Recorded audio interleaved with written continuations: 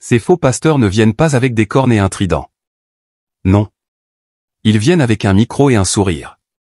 Ils ne vous poussent pas ouvertement à renier Christ, ils vous poussent subtilement à le remplacer par autre chose, votre confort, votre succès, vos rêves. Ils parlent plus souvent de destinée que de sanctification, plus souvent de réussite que de repentance.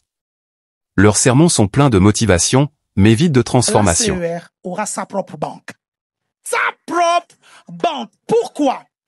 Parce que nous aurons tellement de millionnaires et de milliardaires qu'il nous faudra contrôler le flux financier.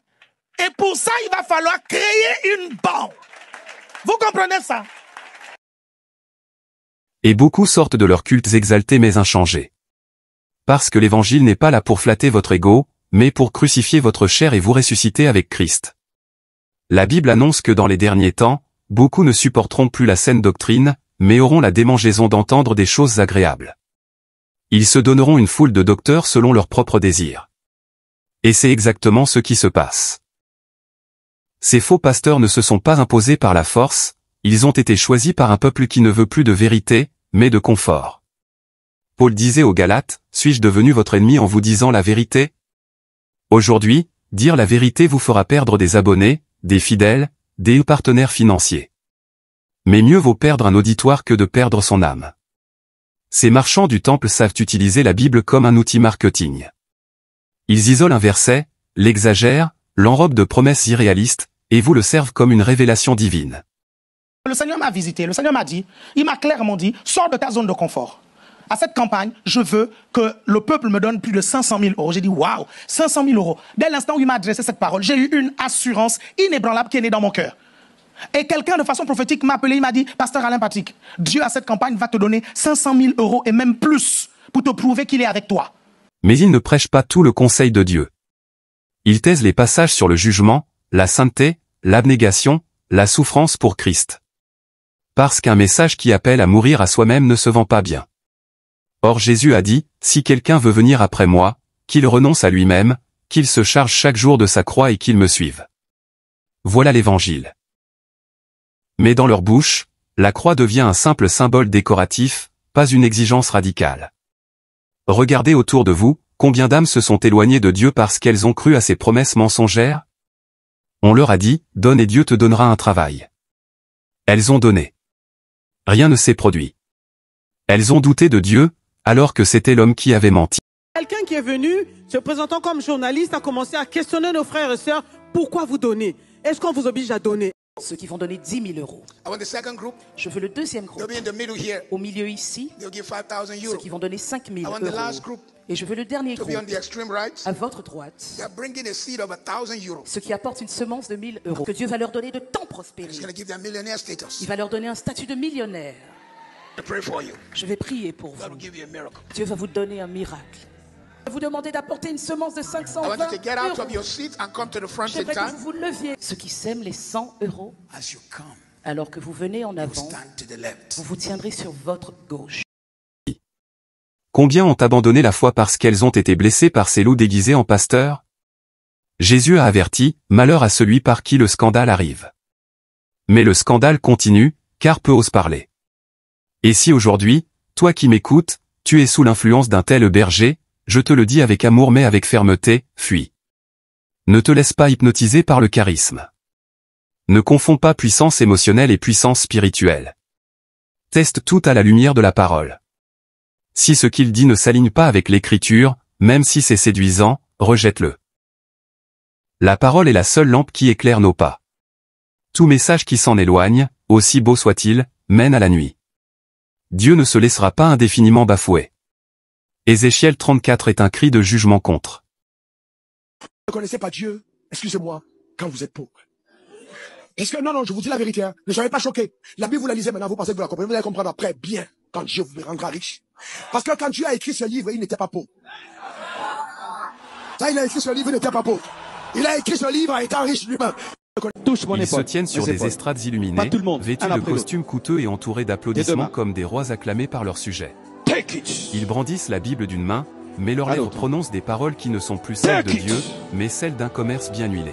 Doucement. Ils sourient, ils séduisent, ils promettent, mais derrière leur pupitre, Ce ne sont pas des bergers, ce sont des prédateurs. La parole les appelle loups ravisseurs vêtus de peau de brebis. Leur discours est sucré comme du miel, mais leur intention est amère comme du poison. Et ce poison, ils le versent chaque semaine dans l'âme de ceux qui viennent chercher la vie. Ce que beaucoup ne voient pas, c'est que ces hommes et femmes ne conduisent pas vers Christ, ils conduisent vers eux-mêmes. Le centre de leur message n'est plus la croix, mais leur ventre. Leurs mains ne portent plus les stigmates du service, mais les bagues du profit. 100 000 euros, c'est juste 100 personnes qui donnent 1000 euros. 500 000 euros, c'est juste 500 personnes qui donnent 1000 euros. 559 000 euros, c'est juste 559 personnes qui décident de donner 1000 euros. 3 millions, c'est 3000 personnes qui donnent 1000 euros. Et très vite, on atteint les 3 millions. Amen. Et c'est 6 000 personnes qui donnent 500 euros. Et c'est 12 000 personnes qui donnent 250 euros. 1 million, c'est quoi, Pasteur Paulette? C'est juste 1000 personnes qui donnent 1000 euros.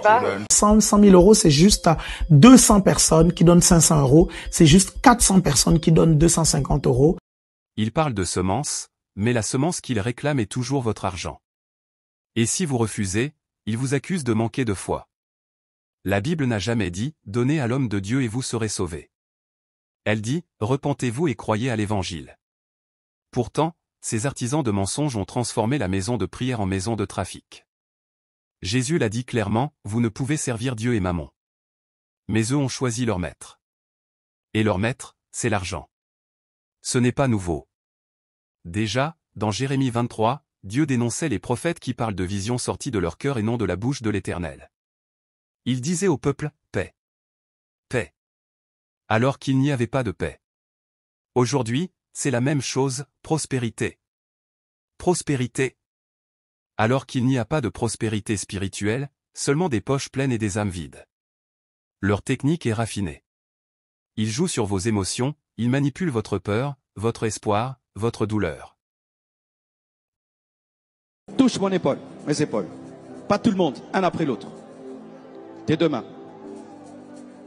Take it. Un autre. Take it. Doucement. Un autre. Take it.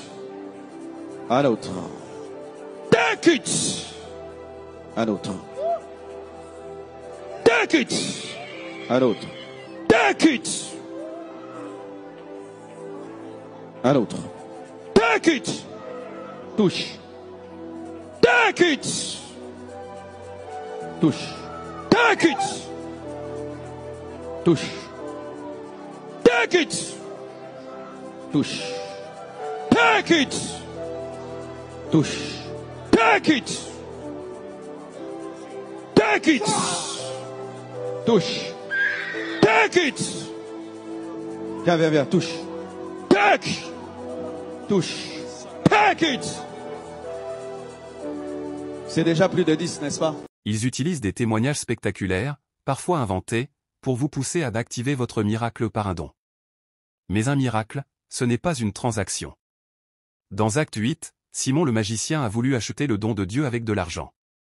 Pierre lui a répondu, « Que ton argent périsse avec toi, puisque tu as cru que le don de Dieu s'acquiert à prix d'argent. » Aujourd'hui, combien de Simons occupent les chaires de nos églises? Combien prêchent pour remplir des coffres plutôt que des cœurs? Ce n'est pas seulement l'amour de l'argent qui les caractérise. Vous tous qui me connaissez et qui ne parlez pas, vous êtes des coupables. Vous tous qui connaissez comment je marche avec Dieu, comment j'ai aimé mon épouse, comment je crains Dieu et je l'aime de tout mon cœur, mais vous ne parlez pas, c'est vous qui êtes des coupables. Tu ne peux pas laisser les gens mal parler de ton église et tu te tournes les pouces et dire des mensonges. Vous comprenez ça? Tu ne peux pas laisser ça.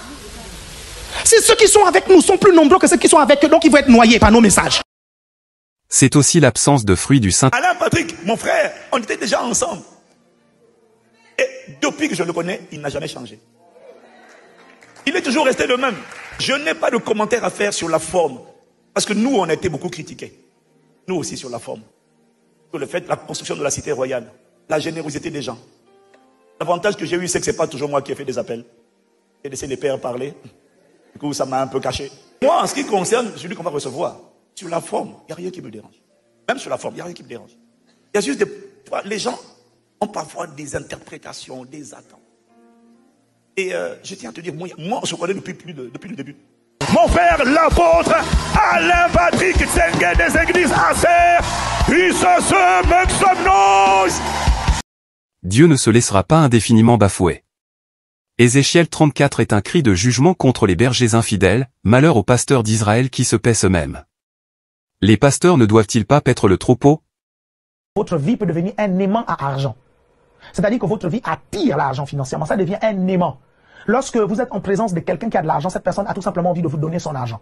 Parce que vous avez réussi à programmer votre esprit à devenir un aimant à argent. Est-ce que vous comprenez ça? Lorsque vous passez, vous comprenez l'argent qu'il y a dans les poches des gens crient, je veux changer de maître, je veux changer de maître. Les billets qui sont dans leur poche vont crier, on veut changer de maître, on veut changer de maître, on veut changer de maître. Les billets qui se retrouvent dans les poches de ta cousine qui est plus pauvre que toi, crient, je veux changer de maître. Quelqu'un me suit ici? Le billet de 50 € dit, je veux changer de maître. Vous avez mangé la graisse, vous vous êtes vêtu de la laine, vous avez tué ce qui était gras, vous n'avez point fait paître les brebis. Mais Dieu promet aussi, voici, j'aurai soin moi-même de mes brebis et j'en ferai la revue. Le Seigneur reprend toujours ce qui est à lui. Ne crois pas que ces faux pasteurs resteront impunis. Galates 6h7 le dit, on ne se moque pas de Dieu. Ce qu'un homme aura semé, il le moissonnera aussi. Ils peuvent tromper les foules, mais ils ne tromperont jamais celui dont les yeux sont comme une flamme de feu. Et quand ils se tiendront devant lui, leurs excuses, leurs justifications, leurs miracles autoproclamés ne pèseront rien. Jésus dira, je ne vous ai jamais connu, retirez-vous de moi, vous qui commettez l'iniquité. Aujourd'hui, ce message n'est pas là pour nourrir la colère ou la haine, mais pour réveiller. Parce que le plus grand danger n'est pas d'être en présence d'un faux pasteur. Le plus grand danger, c'est de s'y habituer. C'est de se dire, au moins, il parle de Dieu. Non. Paul disait que même si un ange du ciel annonçait un autre évangile, qu'il soit anathème. Le faux mélange avec le vrai est plus dangereux que le mensonge pur, parce qu'il ressemble à la vérité. L'heure est venue de revenir à la parole, pas au show religieux. L'heure est venue de juger tout enseignement, non pas par la notoriété de celui qui le donne, mais par la fidélité à l'écriture. Si tu veux discerner, lis ta Bible plus que tu n'écoutes les hommes. Si tu veux éviter la séduction, cherche la présence de Dieu plus que les applaudissements des foules. Et si tu veux rester debout dans ces temps de confusion, accroche-toi à Christ comme si ta vie en dépendait, parce qu'elle en dépend vraiment.